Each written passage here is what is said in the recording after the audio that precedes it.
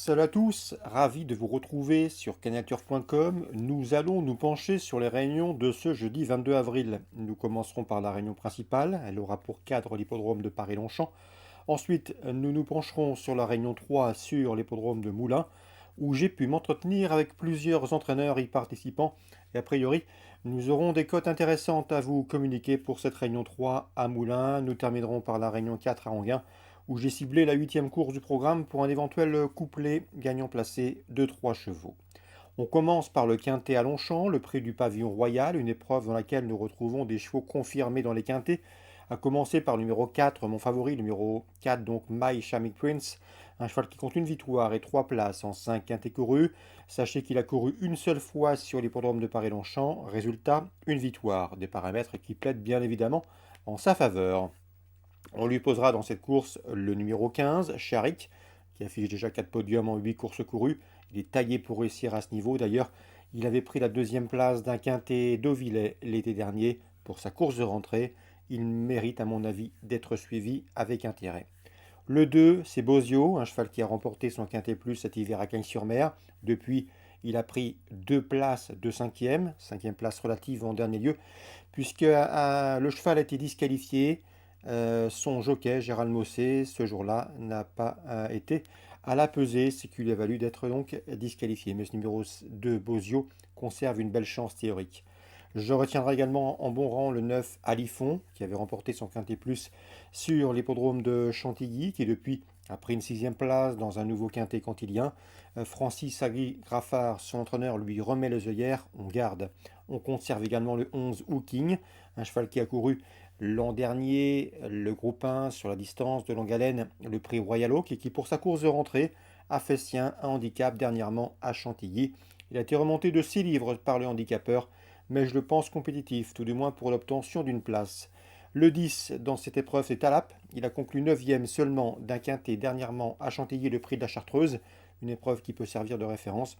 Mais il vaut mieux que cela. D'ailleurs, il avait pris une 3e place d'un quintet disputé sur cette piste de Paris-Longchamp au mois de septembre. Mieux vaut donc le reprendre. Le 7, c'est Go to Hollywood. À mon avis, il a la pointure d'une course comme celle-ci. Le cheval est en forme, il reste sur 4 podiums et il revient ici dans les handicaps. Le seul bémol le concernant, c'est qu'il est plus confirmé sur des parcours plus réduits. Il faut voir s'il s'adapte à l'allongement de la distance. Le numéro 6, Roberto Mount, un habitué du succès, 3 victoires pour lui en 9 courses courues. Pour son retour dans les handicaps, je le pense capable de venir pimenter les rapports. Un résumé chiffré pour ce quintet jeudi 22 avril Paris-Longchamp. 4, 15, 2, 9 devant le 11, le 10, le 7 et le numéro 6. Si ce programme vous a plu, n'hésitez pas à le liker, à le faire partager et à le communiquer autour de vous.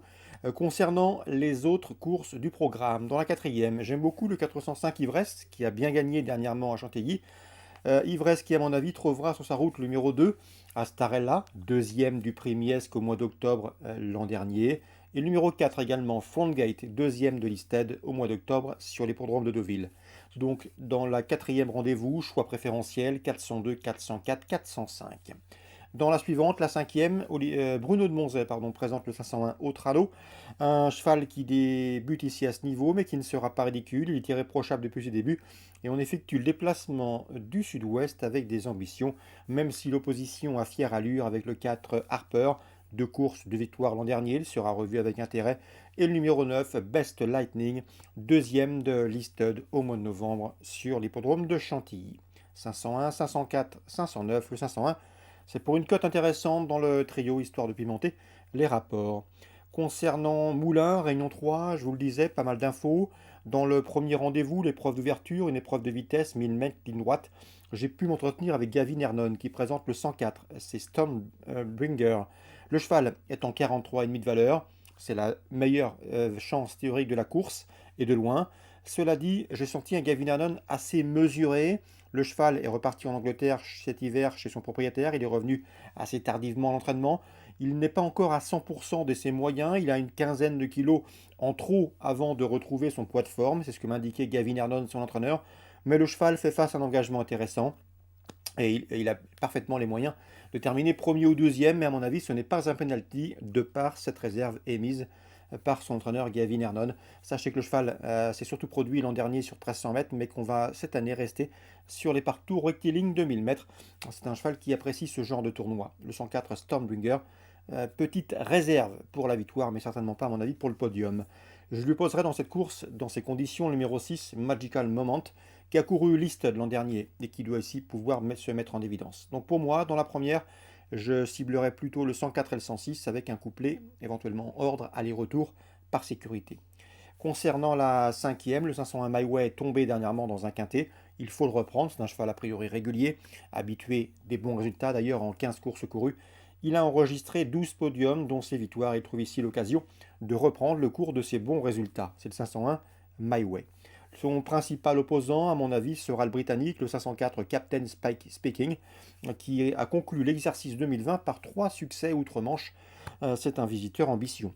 501, 504. Concernant les infos spéculatives, elles arrivent en fin de réunion, avec l'interview réalisée en tout cas auprès de Sébastien Culin, qui présente le 608 Red Light. C'est un cheval qui a montré de la qualité en Espagne, en plat, et qui, ici, pour ses débuts sur ce tac, reste à surveiller. Le cheval s'y prend bien, il est bien mis, bien appliqué, bien posé, et on en escompte ici un très bon comportement, et pourquoi pas le voir lutter pour les premières places. C'est le 608 Red Light. À mon avis, il constitue un rival sérieux pour le 606. C'est Aziad, encourageant deuxième pour ses premiers pas publics sur l'hippodrome de Fontainebleau. 608, 606. Le 608, c'est pour une cote intéressante. Une information canalturf.com. L'interview, à mon avis, sera disponible sur notre site. Sébastien Culin présente également un de ses partants dans la 7e, 406 Irineka. Irineka qui, en dernier lieu, a très bien couru. Elle est perfectible, elle a de la qualité sur les obstacles, elle est appliquée dans ses sauts. Et d'après son entraîneur, elle est parfaitement capable de jouer les premiers rôles, même si ici l'opposition reste difficile à cerner, avec pas mal de chevaux inexpérimentés sur les balais. 706 Irineka, l'entraîneur est confiant, c'est une chose sûre. Et si elle venait à s'imposer, ce ne serait nullement une surprise pour son entraîneur Sébastien Culin. Concernant Anguin Rayon 4, on va se pencher directement sur la 8e course du programme, une course pour les drivers amateurs. À mon avis, 3 chevaux se dégagent dans ce rendez-vous. Ils ont le même âge. C'est le 802 Emblème Burois qui vient de s'imposer avec de la marge en pareille société. Le 813 Expeditious, présenté, en tout cas drivé par Pascal Garot qui ne cesse de s'illustrer à ce niveau cette année. Et Expeditious pourrait bien lui apporter une nouvelle satisfaction. Le cheval est en forme, il reste également sur une victoire. Et le numéro 9, Élégant Boléro, qui reste sur 2 succès et qui lui aussi a prouvé qu'il fallait compter avec lui en pareille société. Donc dans la 8e à Anguin, Réunion 4, c'est simple, on fait confiance aux 2, on fait confiance au 9, 802, 809 et au 813. À mon avis, ces 3-là doivent pouvoir s'expliquer pour le podium et pour les premières places. Voilà pour les infos de ce jeudi 22 avril, en espérant qu'elles vous soient fructueuses. Nous on se retrouve demain pour une nouvelle émission sur canalturf.com, bien sûr.